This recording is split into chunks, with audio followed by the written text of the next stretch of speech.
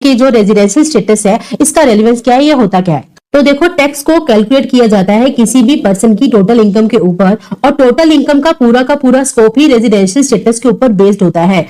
कोई भी पर्सन या तो रेजिडेंट हो सकता है या वो नॉन रेजिडेंट हो सकता है। अगर कोई पर्सन का रेजिडेंशियल स्टेटस रेजिडेंट है तो इसका मतलब ये उसका इंडिया में इंडियन इनकम के ऊपर भी टैक्स लगेगा और उसकी फॉरेन इनकम के ऊपर भी टैक्स लगेगा। इसका मतलब ये कि उसकी पूरे वर्ल्ड की इनकम, पूरी ग्लोबल इनकम इंडिया में टैक्सेबल कर दी जाएगी। लेकिन अगर आपका रेजिडेंशियल स्टेटस एनआर निकल कर आता है, नॉन रेजिडेंट निकल कर आता है, तो उस केस में सिर्फ और सिर्फ इंडियन इनकम ही इंडिया में टैक्सेबल करी जाती है।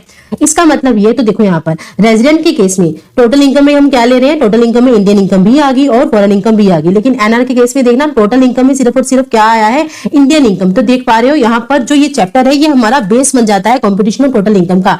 टोटल इनकम का स्टेप नंबर 1 ही ये है कि सबसे पहले तो आप ये पता करो कि जो पर्सन है जिसका आपने टैक्स निकालना है उसका रेजिडेंशियल स्टेटस क्या है, ताकि हमें ये पता चल सके कि उसकी टोटल इनकम में कौन कौन सी इनकम इंक्लूडेड होगी, तभी तो टैक्स कैलकुलेट होगा। ठीक है, एक तो आपको ये ध्यान में रखना है। दूसरा देखना, जो रेजिडेंशियल स्टेटस है हमारे पास, ये हर प्रीवियस ईयर में आप हर कैटेगरी ऑफ पर्सन, जितने भी एवरी कैटेगरी ऑफ पर्सन है हमारे पास इनकम टैक्स में, आप सबका चेक करोगे। याद है सबसे पहली क्लास में, जो हमारी पहली क्लास है उसमें हमने कवर भी करा था, इनकम टैक्स में हमारे पास 7 कैटेगरीज ऑफ पर्सन होते हैं। Individual, HUF, firm including LLP, company, AOP, BOI, LA, AGP. ठीक है, तो हमारे पास हमें ये सब पर्संस का निकालना पड़ता है रेजिडेंशियल स्टेटस। ठीक है, तो एक तो हमें ये हर साल निकालना होता है, दूसरा हर कैटेगरी ऑफ पर्सन का निकालेंगे। और सबसे पहले हम शुरुआत करेंगे रेजिडेंशियल स्टेटस ऑफ इंडिविजुअल से, और ये आपके एग्जाम में सबसे ज्यादा इंपॉर्टेंट होता है। मोस्ट ऑफ द टाइम आपको एग्जाम में जो क्वेश्चन आते हैं वो इसी के ऊपर बेस्ड आते हैं।